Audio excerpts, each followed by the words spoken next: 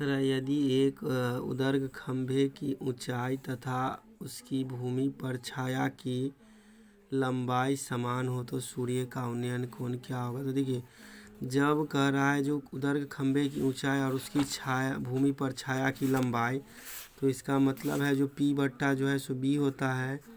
तो कह रहा है दोनों जो है सो बराबर है। तो जब दोनों बराबर होंगे तो अगर हम x मान लेते हैं तो दोनों को काटेंगे तो 1 होगा। तो tan जो है सो 45 डिग्री का मान 1 होता है। तो इसका C ऑप्शन सही है। फिर कह रहा है यदि A और B दो ऐसे न्यून कोण हो कि sin A बराबर cos B। तो देखिए, sin A बराबर cos B सिर्फ 45 डिग्री में होता है। तो यहाँ पर कह रहा है तब A प्लस B क्या होगा। तो हम A का मान भी 45 लेंगे और B का मान भी 45 लेंगे। तो दोनों को जोड़ेंगे तो कितना होगा, 90 डिग्री। तो इसका C ऑप्शन सही है। कह रहा है बिंदु 4, -1 और 2, 3 के बीच की दूरी है। तो देखिए 4, -1 है और यहाँ पर देखिए x1 और x2 दोनों प्लस में है। तो हम क्या करेंगे घटाएंगे। तो 4 में से 2 गया तो 2, और फिर यहाँ पर देखिए -1 है और 3 है। तो इसको जोड़ लेंगे तो 4 हो गया। तो 2 का स्क्वायर 4 और 4 का स्क्वायर हो गया आपका 16। तो 4 और 16 को जब हम जोड़ेंगे तो 20 होगा। जैसे मान लीजिए हम अगर घटाते हैं, 4 में से 2 घटा लेते हैं और यहाँ पर जो है सो दोनों माइनस में है तो दोनों को हम जोड़ देंगे। जब प्लस में रहे तो घटा लेंगे, और अगर दोनों का चिन्ह, एक का अगर प्लस रहे और एक का माइनस रहे तो उस समय हम क्या करेंगे, तो जोड़ देंगे। लेकिन अगर दोनों चिन्ह समान रहे तो उस समय हम घटा लेंगे। तो देखिए 2 का स्क्वायर और यहाँ पर हो गया आपका 4 का स्क्वायर। तो 4 और प्लस 16 बराबर 20, और इस मान को हम रूट में लेंगे। तो रूट में लेंगे और 20 का जब हम वर्गमूल करेंगे तो ये हो गया 2√5। तो इसका जो 2√5 होगा आंसर। तो ऑप्शन जो है सो डी इसका सही है। करें दो बेलनों की त्रिज्याओं का अनुपात 1:2 है तथा उनकी ऊंचाइयों का अनुपात 5:3 है तो उनके आयतनों का अनुपात क्या होगा। देखिए, जब बेलन की त्रिज्या और ऊंचाई दिया रहे और आयतन पूछा जाए तो आप क्या कीजिए, तो इसका जो मान है उसका स्क्वायर कर लीजिए। तो मान लीजिए 1:2 है तो इसका स्क्वायर करेंगे तो 1:4 हो जाएगा।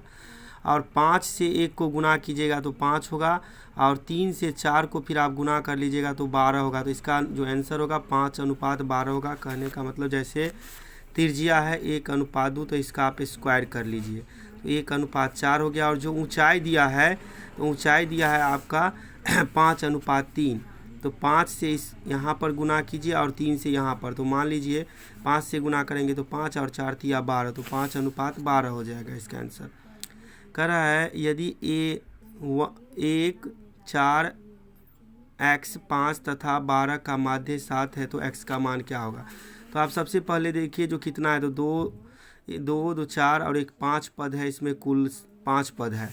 तो 5 से आप क्या कीजिए 7 को गुना कर दीजिए। 5 से जब हम 7 को गुना कर लेंगे बराबर आपका जो है सो मान लीजिए 12 और 5 17, 17 और 5 22, और इसमें से क्या कीजिए आप जो है सो यहाँ पर 22 घटा लीजिए। गुना करके जो जोड़ करके आता है वो घटा लीजिए। तो 35 में से अगर हम 22 घटाते हैं तो हमें 3 और 1 13 प्राप्त होता है। तो x का मान होगा 13। तो सी ऑप्शन सही है। कह रहा है 21, 18, 15 डॉट डॉट का कौन सा पद शून्य है। तो देखिए जब पूछा जाए शून्य है तो n निकालना होगा आपको। तो n बराबर तो आपको पता है an घटे a प्लस डी होता है, इसका फॉर्मूला बट्टा डी। तो कौन सा पद कर रहा है, इसका मतलब an का मान जो है सो 0 है, a का मान 21 लीजिए और d का मान 18 में से जब हम 21 घटाएंगे तो -3 बट्टा -3, तो 24 हो गया। 24 बट्टा -3 बराबर 8। तो इसका 8वां पद जो होगा वह शून्य होगा। तो बी इसका जो होगा सी ऑप्शन सही है। कह रहा है प्रथम पद में स्थित किसी बिंदु की x अक्ष से दूरी क्या कहलाती है। तो देखिए x अक्ष से जब दूरी की बात की जाए तो आप जैसे x अक्ष को भुज कहते हैं और y अक्ष को कोटि कहते हैं। लेकिन जब पूछा जाए आपसे जो x अक्ष से दूरी क्या होगा तो कोटि होगा। जब पूछा जाए y अक्ष से दूरी क्या होगा तो भुज होगा। मतलब दोनों का उल्टा आप समझिए। दूरी का जब बात किया जाए तो x अक्ष से पूछे तो कोटि और y अक्ष से पूछे तो भुज। तो इसका बी ऑप्शन सही है। फिर कह रहा है 2 - x इंटू x -1 के शून्यकों का गुणनफल है। तो आप इसको पहले समीकरण को जो है सो सही कीजिए। तो 2 इंटू है तो x स्क्वायर हो जाएगा और प्लस x होगा। आप इसको जब ठीक कीजिएगा तो -x² प्लस x और +2 होगा। तो गुणनफल कह रहा है, तो गुणनफल तो आप जानते हैं जो गुणनफल में होता है C/A। तो 2 जो हम -1 लिखेंगे तो -2 होगा। तो -2 जो है सो किस ऑप्शन में है, तो ए ऑप्शन में, तो ए सही है। करेक्ट। निम्नलिखित में कौन समांतर श्रेणी है? तो देखिए आप समांतर श्रेणी में तो जानते हैं, जो पहले आपको डी निकालना होगा। तो जैसे हम 1 का स्क्वायर करेंगे तो 1 होगा, 5 का स्क्वायर करेंगे तो 25 होगा, 25 में से 1 घटाएंगे तो 24 होगा। तो इसका जो बी ऑप्शन होगा वो सही होगा। फिर कह रहा है निम्नलिखित में कौन बहुपद नहीं है? तो देखिए बहुपद में हम इससे पहले वाले वीडियो में बताए थे और इसमें भी हम बताते हैं, जो अगर कोई मान जो है सो जिसका पावर अगर माइनस में दिया रहे, या वह मान अगर रूट में x रहे या 1/x रहे, तो वह बहुपद नहीं होता है।